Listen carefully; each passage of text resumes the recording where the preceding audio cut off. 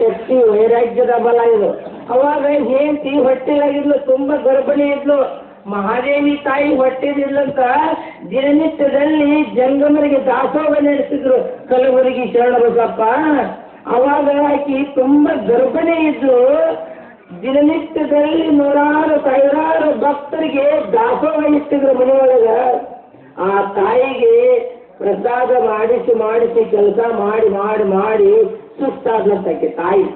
ಸುಸ್ತಾದ ಸಮಯದಲ್ಲಿ ಆಯಾಸಗೊಂಡು ಒಂದ್ ಸ್ವಲ್ಪ ಮಲ್ಕೊಂಡ್ರಂತ ಪರಮಾತ್ಮ ಪಾರ್ವತಿ ಒಬ್ಬ ಭಕ್ತನ ವೇಷ ಹಾಕೊಂಡು, ಅಪ್ಪ ನನಗೆ ಹೊಟ್ಟೆ ಹಸುವಾಗಿದೆ, ಭವತಿ ಭಿಕ್ಷಾಂತೆ ಬಾಗಲದ ಹೊರಗೆ ನಿಂತಿದ್ರಂತ. ಅವಾಗ ಆಕೆಗೆ ಆಯಾಸ ಆಗಿತ್ತು. ಯಾರು? ಮಹಾದೇವಿ ತಾಯಿಗೆ ಆಯಾಸ ಆಗಿತ್ತು, ಮಲ್ಕೊಂಡಿದ್ದು. ತುಂಬಾ ಗರ್ಭಿಣಿ ಇದ್ಲು. ಅವರು ಏನಂತ ನಿಂತಿದ್ದಾಗ ಒಂದ್ ಸ್ವಲ್ಪ ತಡ್ರಪ್ಪ, ಈಗ ಮಲ್ಕೊಂಡಿನಿ, ಆಯಾಸ ಆಗತ್ತದ, ತಡೀರಪ್ಪ ಅಂತ ಇಷ್ಟ ಅಂದಿದ್ರಂತ. ಬಾಗಿಲದ ಹೊರಗೆ ನಿಂತಿದ್ರಂತ ಅವ್ರು ಭಿಕ್ಷುಕರು. ಶರಣಬಸಪ್ಪ ಬಂದು ನೋಡಿದ್ನಂತ ಮಹಾದೇವಿ ಮಕ್ಕೊಂಡಿದ್ರಂತ. ಮಹಾದೇವಿಗೆ ಸಿಕ್ಕಂಗ ಬೈಯಾಕತ್ನಂತ. ಹೊರಗೆ ನನ್ನ ಭಕ್ತರು ಬಂದಾರ, ನನ್ನ ಗುರುದೇವ ಬಂದಾನ, ಭಕ್ತರು ಬಂದಾರ, ಅವ್ರನ್ನ ನೀ ಕಾಯಕತ್ತಿಲ್ಲ, ಪ್ರಸಾದ ಮಾಡ್ತಿಲ್ಲ ನೀನು ಅಂತೇಳಿ ಅನ್ನಂತ ಹೆಂಡತಿಗೆ ಬಹಳ ಬೈಯಾಕತ್ತಂತ ಕಲಬುರಗಿ ಶರಣಬಸಪ್ಪ. ಇಲ್ರಿ, ಇಷ್ಟತ್ತನ ಕೈ ಕಾಲಿಲ್ಲ, ಇಷ್ಟತ್ತನ ಭಕ್ತರಿಗೆ ನಾ ಪ್ರಸಾದ ಮಾಡ್ತೀನಿ, ಯಾಕೋ ನನಗೆ ಸುಸ್ತಾತು, ಸ್ವಲ್ಪ ಮಲ್ಕೊಂಡಿನ್ರಿ, ನನಗೆ ಜಂಪ್ ಹತ್ತೈತಿ ಅನ್ಲಂತ. ಯಾರು? ಮಹಾದೇವಿ ತಾಯಿ. ಇದನ್ನು ನಿನಗೆ ಆಯತ್ತಗೊಂಡದ್ದು ಯಾವುದು? ನಿನ್ನ ಹೊಟ್ಟೆ ಒಳಗೆ ಇದೇನು ಬೆರವತಕ್ಕಂಥ ಮಗು ಏನೈತಲ್ಲ, ನಿನಗಿಷ್ಟೋ ಜಂಗಮರನ್ನ ನಿಂದಿಸುವ ಅಷ್ಟೋ ಆಯಸ್ಸ ಕೊಡಾಕತ್ತದ. ಇದು ನಿನ್ನ ಹೊಟ್ಟೆ ಒಳಗೆ ಏನು ಕೂಸು ಬೆಳೆಯಾಕತ್ತದಲ್ಲ, 9 ತಿಂಗಳ ಗರ್ಭ ನಿಂದು 21 ತಿಂಗಳ ತನಕ ಈ ಭೂಮಿ ಮೇಲೆ ಬರೋಣ ಶಾಪ ಕೊಟ್ಟಕ್ಕೆ ಕಲಬುರಗಿ ಶರಣಬಸಪ್ಪ. 9 ತಿಂಗಳ ಗರ್ಭ 21 ತಿಂಗಳ ಇದು ಭೂಮಿ ಮೇಲೆ ಬರೋದು ಬ್ಯಾಡಕ್ಕೆ ಶಾಪ ಕೊಟ್ಟಂತ. ಎಂತ ವೈರಾಗ್ಯ ಇರ್ಬೇಕು ನೋಡ್ರಿ. ಶರಣಬಸಪ್ಪ ಕಲಬುರಗಿ ಬಸಪ್ಪ ಜಗತ್ತಿನೊಳಗೆ ಕೀರ್ತಿ ಹೋಯ್ತು.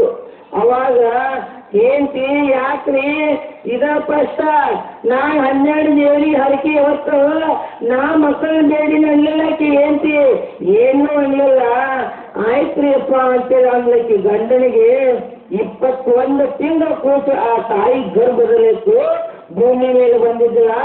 ಅವಾಗ ಪರಮಾತ್ಮ ಬಂದಂತ. ಪರಮಾತ್ಮ ಬಂದು ಪ್ರಸಾದ ಮಾಡಕತ್ತಂತೆ ಶರಣಬಸಪ್ಪನ ಮನೆಯಾಗ.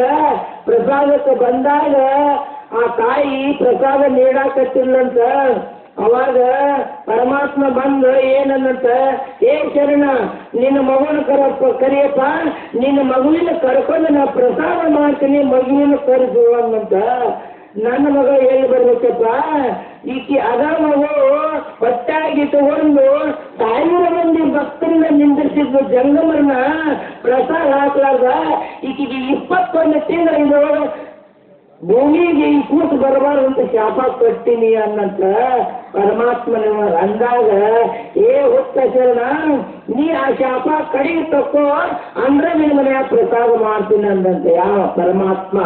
ಅಂದಾಗ ಬ್ಯಾಡಪ್ಪ, ಆ ಕೂಸಿನ ಸಂಬಂಧ ಈಕಿ ಎಷ್ಟೋ 1000 ಜನ್ಮವನ್ನ ನಿಂದಿರ್ತಾಳ, ಈಕಿ ಸೇವಾದಿಗಳನ್ನು ಮಾಡೋದಿಲ್ಲ ಅಂದಾಗ ಪರಮಾತ್ಮ ತಕ್ಕೊಂತ ನಿನ್ನ ಮನೆಯಾಗ ನಾ ಪ್ರಸಾದ ಮಾಡಂಗಿಲ್ಲ ಅಂದಾಗ ಮತ್ತೆ ಕಲಬುರಗಿ ಶರಣಬಸಪ್ಪ ಏನು ತಕ್ಕೊಂಡಂತಂದ್ರ ಏನು ಶಾಪ ಕೊಟ್ಟಿನ ತಕ್ಕೋತನ. ಅವತ್ತ ಏನು ಆ ತಾಯಿ ಒಂದು ಮಗುವಿಗೆ ಜನ್ಮವನ್ನು ನೀಡಿದ್ರು, ಆ ಮಗು ಬದುಕಿಲ್ಲ, ತಾಯಿನೂ ಬದುಕಲಿಲ್ಲ.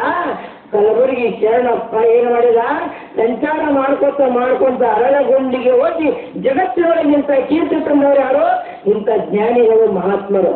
ಅದಕ್ಕೆ ನಾವು ಏನು ಮಾಡಬೇಕು ಅಂತ ಹೇಳಿದ್ರೆ ವೈರಾಗ್ಯವನ್ನ ತಾಳಿ ಇಂಥ ಒಂದು ಕೀರ್ತಿಯನ್ನು ತರುವರು ಯಾರು? ಜಗದ್ಗುರು ಶ್ರದ್ಧಾನಂದಪ್ಪರು, ಜಗದ್ಗುರು ಪೂರ್ಣಾನಂದಪ್ಪರು.